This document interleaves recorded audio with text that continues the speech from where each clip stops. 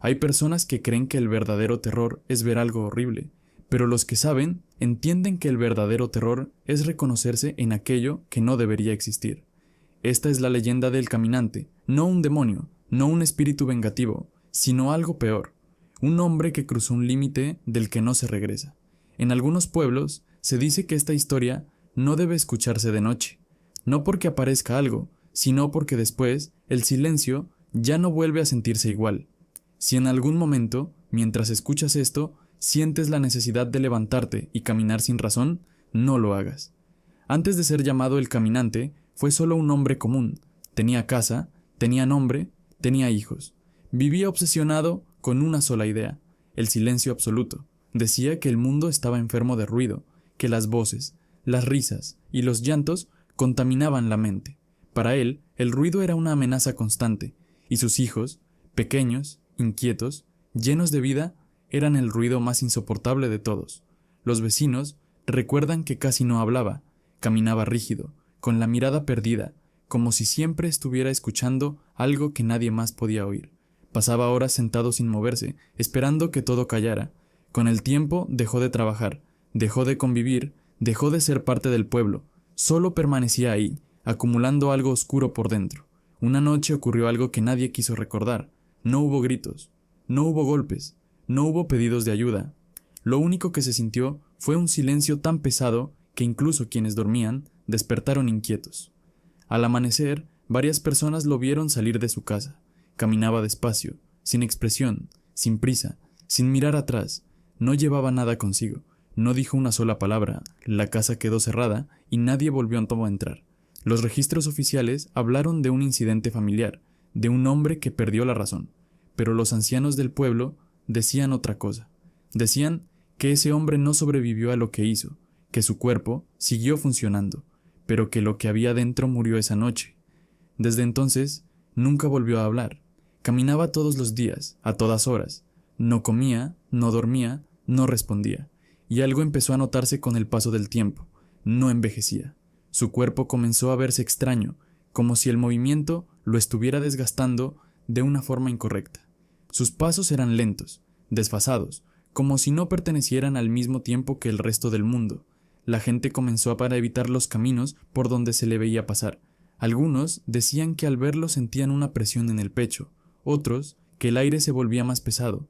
Así nació el nombre que empezó a decirse en voz baja, casi con miedo, el caminante. Durante un tiempo creyeron que solo era un hombre perdido, hasta que la gente empezó a no volver.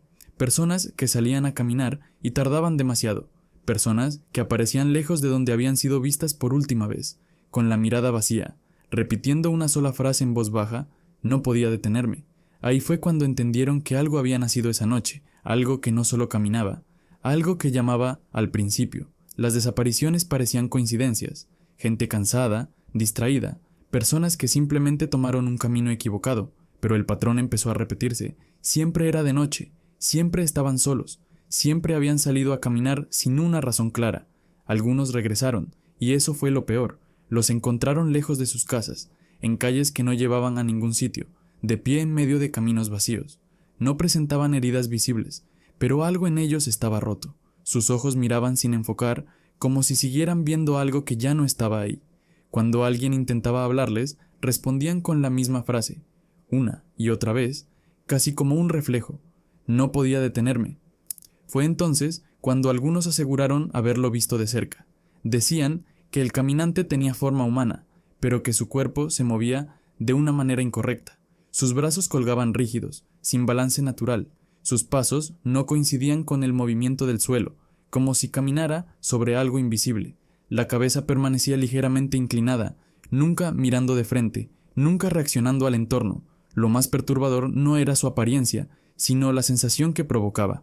Al verlo, la mente intentaba convencerse de que era solo una persona más, pero el cuerpo reaccionaba distinto. El corazón se aceleraba, el aire se volvía pesado y una idea comenzaba a formarse lentamente, una necesidad silenciosa: caminar.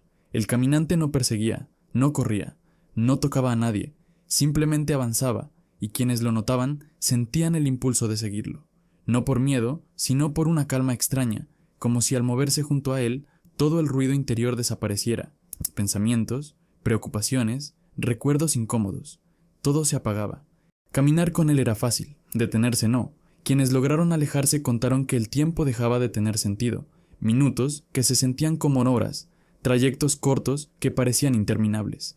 El cuerpo seguía avanzando incluso cuando la mente empezaba a suplicar que se detuviera, y mientras más caminaban, más difícil era recordar por qué habían salido en primer lugar. Los ancianos del pueblo empezaron a advertir algo específico. Decían que el caminante no aparecía ante cualquiera, se manifestaba frente a personas que cargaban algo pesado por dentro, culpa, pensamientos oscuros, deseos que nunca se atrevieron a decir en voz alta. No importaba si habían hecho algo o no, bastaba con haberlo pensado. Por eso, decían, el caminante no obligaba a nadie, dejaba que cada persona eligiera, y algo dentro de ellos, algo que reconocía ese silencio, elegía caminar. Con el tiempo, la gente dejó de salir de noche, cerraron caminos, evitaron calles, aprendieron a quedarse en casa cuando el impulso de caminar aparecía, sin explicación.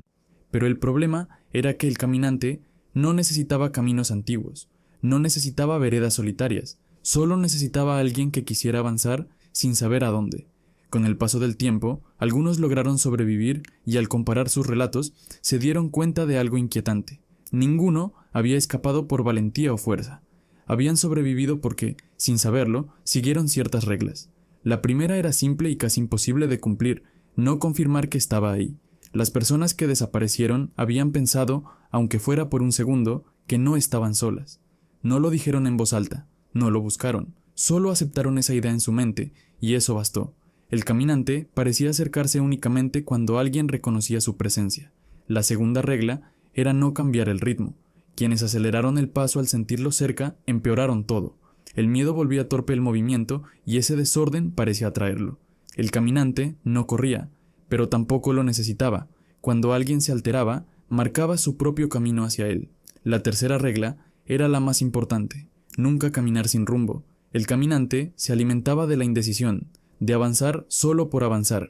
Los que sobrevivieron recordaron haber pensado en un destino concreto en el último momento. Una casa, una luz encendida, una calle conocida. No porque eso lo ahuyentara, sino porque les devolvía algo que él había perdido hacía mucho tiempo. Un lugar al cual regresar. Durante años se creyó que la leyenda pertenecía solo a pueblos pequeños y caminos rurales. Eso cambió cuando comenzaron a aparecer los primeros casos en la ciudad. Cámaras de seguridad mostraban personas caminando durante horas, sin detenerse, sin reaccionar a sonidos, luces o llamadas. Entraban a estaciones de transporte y no salían por el mismo lugar. Aparecían en zonas donde nadie recordaba haberlas visto antes. Conductores comenzaron a reportar figuras caminando por carreteras iluminadas, en tramos donde nadie debería estar a esa hora. Al voltear de nuevo, la figura ya no estaba, pero el impulso quedaba. Algunos confesaron que, después de verlo, sentían ganas de estacionarse y seguir caminando. Uno de los testimonios más inquietantes vino de un hombre que aseguró haber caminado junto a él durante varios minutos. Dijo que no lo miró directamente, que solo sintió su presencia al mismo ritmo, al mismo paso. Lo más perturbador, según contó, no fue el miedo, sino la calma. Caminar sin pensar se sentía bien, demasiado bien. Desde entonces, los ancianos comenzaron a advertir algo distinto.